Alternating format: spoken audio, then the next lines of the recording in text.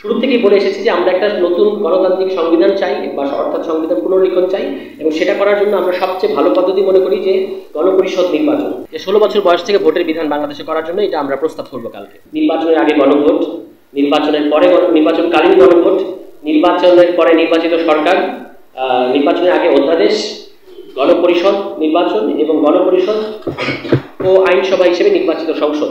আমরা একমত নই, আংশিক একমত। তিনটার ক্ষেত্রে আমাদের বিভিন্ন প্রস্তাবের ক্ষেত্রে আমাদের এই অবস্থানগুলো আছে। কোনো কোনো ক্ষেত্রে আমরা পুরোপুরি একমত হয়েছি, কোনো কোনো ক্ষেত্রে আমরা আংশিক একমত হয়েছি, এবং কোনো কোনো ক্ষেত্রে আমরা একমত হতে পারিনি। তো যে সকল ক্ষেত্রে আমরা আংশিক একমত হয়েছি এবং একমত হয়েছি এবং আমাদের কাছে মনে হয়েছে যে আরও কিছু বাড়তি মন্তব্য করা দরকার, সেটা আমরা মন্তব্যের ফর্ম করেছি এবং এর বাইরে আরও বিস্তারিত আকারেও লিখিতভাবে তাদের কাছে পড়ব। আর সংস্কার বাস্তবায়ন পদ্ধতির ক্ষেত্রে তারা 6টা পদ্ধতি প্রস্তাব করেছেন। এর মধ্যে আছেন, আপনারা জানেন যে নির্বাচনের আগে গণভোট, নির্বাচনের পরে নির্বাচনকালীন গণভোট, নির্বাচনের পরে নির্বাচিত সরকার, নির্বাচনের আগে অধ্যাদেশ, গণপরিষদ নির্বাচন এবং গণপরিষদ ও আইনসভা হিসেবে নির্বাচিত সংসদ। এই সংস্কারগুলো তারা মনে করেছেন যে এই 6টা পদ্ধতির মধ্যে করা সম্ভব। তো সেক্ষেত্রে আমরা দেখেছি যে বেশিরভাগ মতামতের ক্ষেত্রে আমরা দুটো পদ্ধতিতে স্টিক থেকেছি। একটা হচ্ছে নির্বাচনের আগে অধ্যাদেশ, আরেকটা হচ্ছে গণপরিষদ কিংবা গণপরিষদ ও আইনসভা হিসেবে নির্বাচিত সংসদ। এই দুটো পদ্ধতিতে মোটামুটি আমরা থেকেছি। আমরা দেখেছি যে সকল সংশোধনীর ক্ষেত্রে সংবিধান সম্পর্কিত না, যে সকল সংশোধনী বা সংবিধানের সাথে কোনো সম্পর্ক নাই, সেগুলো আমরা বলেছি যে নির্বাচনের আগে অধ্যাদেশ কিংবা প্রশাসনিক ব্যবস্থার মাধ্যমে করা যেতে পারে। তবে সেই সব ক্ষেত্রে আমাদের কিছু কিছু জায়গায় প্রশ্ন থেকেছে যে, যেমন আপনারা দেখেছেন সম্প্রতি একটা রিপোর্ট প্রকাশিত হয়েছে, সেখানে আমরা এটার ব্যাপারে আগামীকাল তাদের কাছে জানতে চাইব কমিশনের কাছে। সেখানে বলা হয়েছে 166টি সুপারিশের মধ্যে 111টি সুপারিশ কোনো রকম সংলাপ ছাড়াই, আলোচনা ছাড়াই আসলে বাস্তবায়ন করা সম্ভব হবে বলে কমিশন মনে করছে, এবং সেটা তারা বাস্তবায়ন প্রক্রিয়ার মধ্যে সরকার আছে, এরকম একটা রিপোর্ট আমরা দেখেছি। সেই ক্ষেত্রে আমরা 111টি যে সংস্কার সুপারিশ, তার মধ্যে কিছু কিছু জায়গায় আমাদের কাছে মনে হয়েছে যে এগুলোর ক্ষেত্রে আলোচনার দরকার আছে।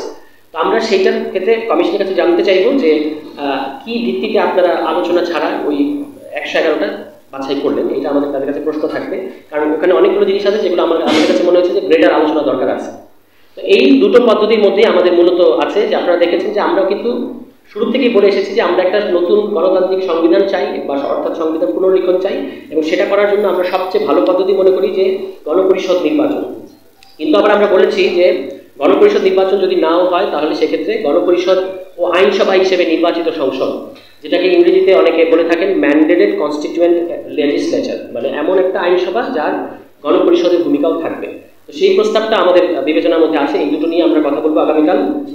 এবং আমরা যদি ইতিমধ্যে আমি বলেছি, আরেকবার বলি যে আমরা আগামীকাল 23 মার্চ দুপুর 2টার সময় জাতীয় ঐক্যমত্য কমিশনের যে কার্যালয় সংসদ ভবনের ব্লক 1-এ এমপি হোস্টেল, সেখানে আমরা তাদের কাছে আনুষ্ঠানিকভাবে আমাদের এই প্রতিনিধি দল তারা গিয়ে এটা জমা দেবে, এবং তারপর তাদের সাথে আমাদের কিছু আলোচনা হবে। এবং আপনারা তো জানেন যে তারা বলেছেন যে দলগুলো ইতিমধ্যেই জমা দিয়েছে তাদের সাথে কিন্তু আলোচনা শুরু হয়ে গেছে। আমরা আগামীকালকে জমা দিচ্ছি, সম্ভবত আগামীকাল আমাদের তাদের সাথে এর বাইরে যে এই আমাদের অবস্থানগুলো নিয়ে যে আলোচনা, সেটা হয়তো আগামীকালকে হবে না, এটা ঈদের পরে হবে। কিন্তু আগামীকাল আমরা তাদের কাছে প্রাথমিকভাবে আমাদের প্রস্তাবগুলো জমা দেবো, এবং প্রস্তাবগুলো জমা দেওয়ার পরে কোন অবস্থানের ক্ষেত্রে যে প্রশ্নগুলো আমি করলাম, যে আরেকটা যেটা গুরুত্বপূর্ণ প্রশ্ন আমাদের কাছে যে পুলিশ সংস্কার কমিশন এবং স্থানীয় সরকার সংস্কার কমিশন, কেন এই দুটো কমিশন এই যে স্প্রেডশিট পাঠানো হলো আমাদের কাছে সেখানে কেন নাই, রাজনৈতিক দলগুলোর কাছে যে পাঠিয়েছে সেখানে কেন নাই, এই জিজ্ঞাসাটা আমাদের থাকবে। ফলে আমরা আগামীকালকে যাচ্ছি প্রথমত এই স্প্রেডশিটটা জমা দেওয়ার দিতে, এবং দ্বিতীয়ত আমাদের যে কিছু কিছু কোয়ারিজ আছে সেটা নিয়ে তাদের সাথে আলোচনা করতে।